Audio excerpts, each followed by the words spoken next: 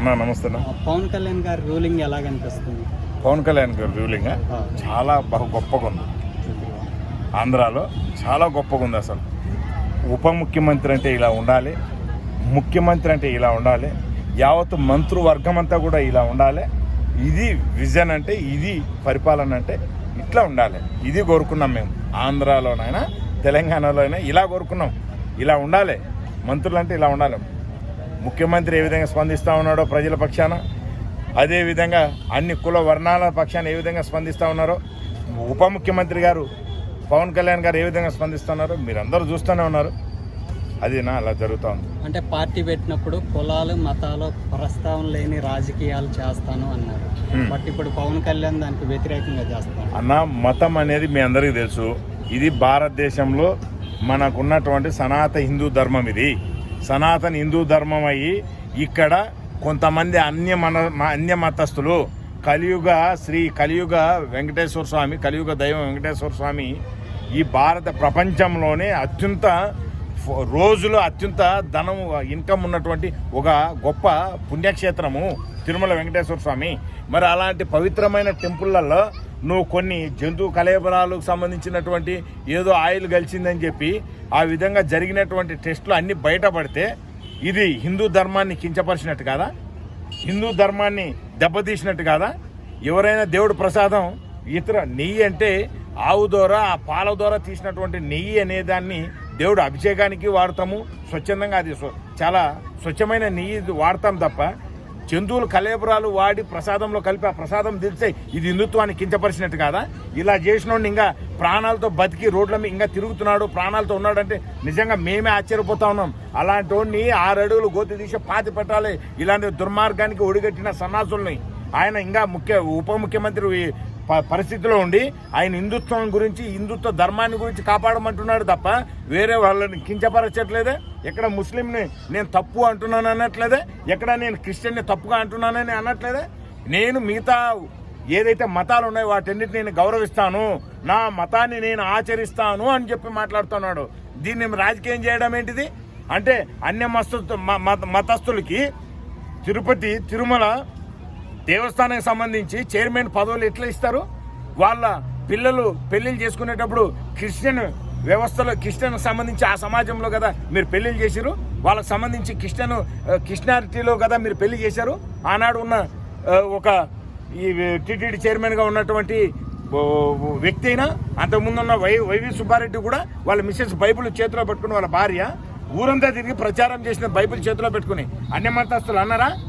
వీళ్ళు టీటీడీ చైర్మన్గా, తిరుపతి దేవస్థానం చైర్మన్గా ఉండి మరి ఇలాంటివి జరిగినప్పుడు వాళ్ళు మతాన్ని దెబ్బతీయాలనే చేసింటారు. ఆ కుట్రలో దాంట్లో ఉన్నటువంటి జగన్మోహన్ రెడ్డి కూడా క్రిస్టియానికి సంబంధించినటువంటి వ్యక్తి.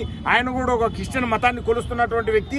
ఈ తిరుమల హిందూ సనాతన ధర్మాన్ని దెబ్బతీయడానికి వీళ్ళందరూ కుట్ర పన్ని దెబ్బతీస్తున్నారని అనుకోకపోతే ఇంకేమనుకుంటారు? మరి ఇలాంటి పరిస్థితి జరుగుతూ ఉన్న తరుణంలో ఈ ఆంధ్రప్రదేశ్ రాష్ట్ర ఉప ముఖ్యమంత్రి వర్యులు దాని మీద జరిగినటువంటి ఏదైతే విచారణ ఉందో, ఏదైతే ఆ టెస్టులు పోయినటువంటి ఆ రిపోర్ట్లు ఉన్నాయో వాటిల్లో క్లియర్ కట్గా తెలియడం జరిగింది. కాబట్టి ఇవాళ మా మతాన్ని కాపాడాలి, ఇది సనాతన హిందూ ధర్మం, ఇది భారతదేశ పౌరులు, భారతదేశం ఇది హిందూ ధర్మం అని చెప్పి గట్టిగా చెప్పాడు ఆయన. దాన్ని రాజకీయం చేస్తా అంటే అన్ని మతస్థులు మీరు తిరుమల తిరుపతి దేవస్థానానికి మీరు చైర్మన్లు కావచ్చు, మీరు అన్ని విధాల నాశనం పట్టించవచ్చు, మీరు కులాలను రెచ్చగొట్టి అసలు దేవుడు నైవేద్యంగా వాడే ప్రసాదాలలో వేరే జంతువులు నెయ్యి ఆయిల్ని కలిపేసేయచ్చు. మీరంటే మీ స్వార్థాని కోసం, మీ మతాలను ప్రోత్సహించుకోవడం కోసం మీరు చేస్తున్నది రైట్, మేము చేస్తున్నది మా హిందూ దేశంలో మేము తప్ప. ఎవడు చెప్పాడు? ఇది టీటీడీ రూల్స్ ప్రకారము ఒక టెస్ట్ లో ప్రాబ్లం వస్తే ఆల్టర్నేట్ గా 2వ టెస్ట్ కూడా చేయించాలి. చేయించలేదు. నేను ఒక విషయం చెప్తా ఉన్నాను. టీటీడీ టెస్ట్ అనేది ఆ టెస్ట్ ఏదైతే చేశారో అక్కడ చైర్మన్ ఎవరున్నారండి? అది రిపోర్ట్ వచ్చింది. వినండి, రిపోర్ట్ వచ్చింది. మీరు చెప్పేది బాగుంది, నేను చెప్తాను వినండి.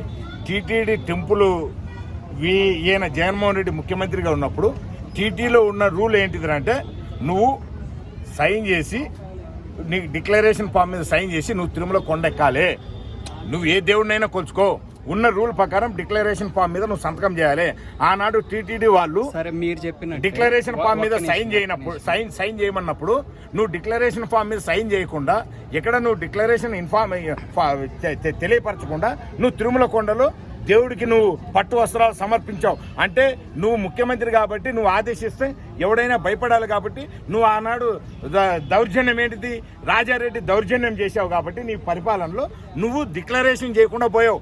అదే ఈ రాష్ట్రానికి ఉన్నటువంటి అబ్దుల్ కలాం గారు గొప్ప వ్యక్తి. ఈ రాష్ట్రానికి అబ్దుల్ కలాం గారు ఏ పదవిలో ఉన్నారో ఏ విధంగా ఉన్నారో మీ అందరికీ తెలుసు. ప్రెసిడెంట్గా ఆయన ఉండి కూడా కొండ కింద అబ్దుల్ కలాం గారు డిక్లరేషన్ ఫామ్ మీద సంతకం చేసి తిరుమల కొండ ఎక్కినటువంటి పరిస్థితి. నువ్వు అబ్దుల్ కలాం ముందర చోటా మోటా బచ్చాగాడు. నువ్వు ఒక రాష్ట్రానికి ముఖ్యమంత్రి అయినా ఆయన దేశానికి ప్రెసిడెంట్.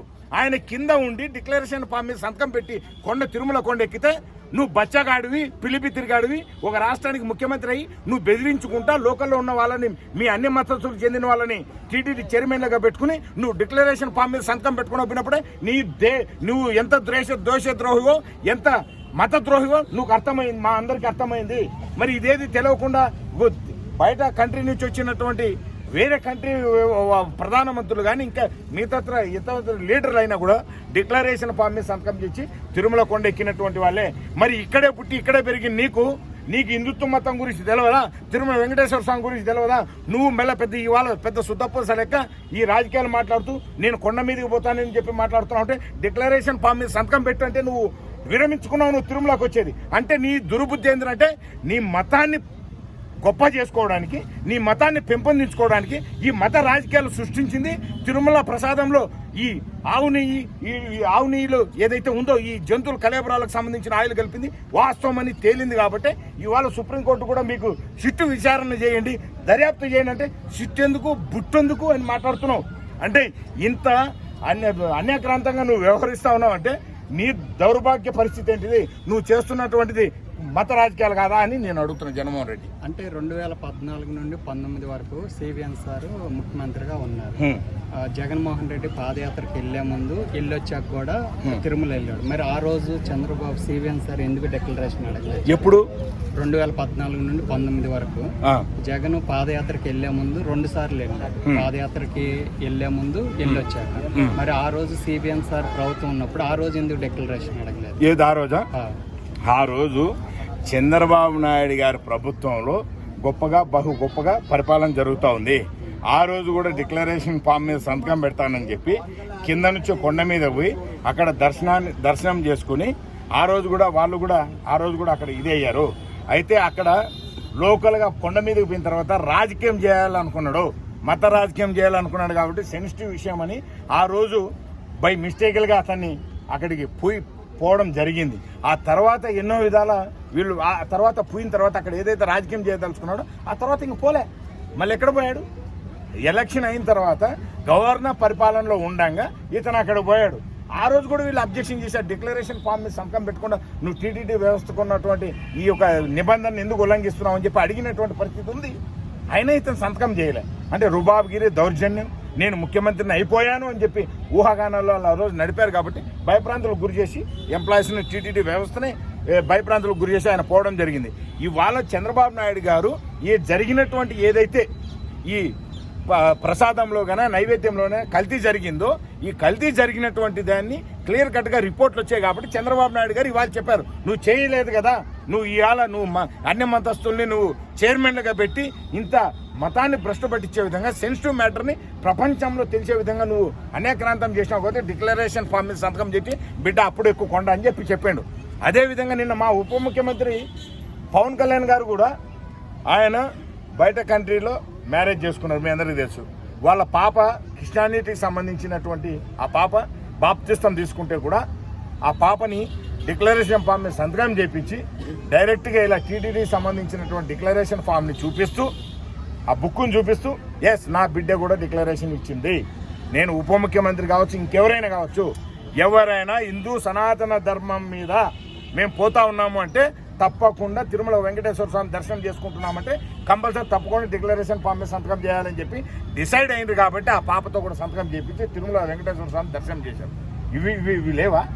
నువ్వు లోకల్గా ఇక్కడ ఉన్నాడువే కదా, బయట కంట్రీలో ఉంటూ అక్కడెక్కడో విద్యను అభ్యసించి ఆ పాప, ఆ చిన్నారి బిడ్డ, ఆ బిడ్డనే సంతకం చేసినప్పుడు మరి నీ బుద్ధి ఏమైంది? నువ్వు ఇక్కడే పుట్టి ఇక్కడే పెరిగినావు కదా, మీ తాత ముత్తాతలు అందరూ హిందువులే కదా. నువ్వు ఏదో ఈనాడు ఏదో కన్వర్టెడ్గా అయ్యి నువ్వు ఈ ధర్మాన్ని మర్చిపోతావు, నీతిని మర్చిపోతావు, జాతిని మర్చిపోతావు కదా. ఇది తప్పు కదా. చెప్పు.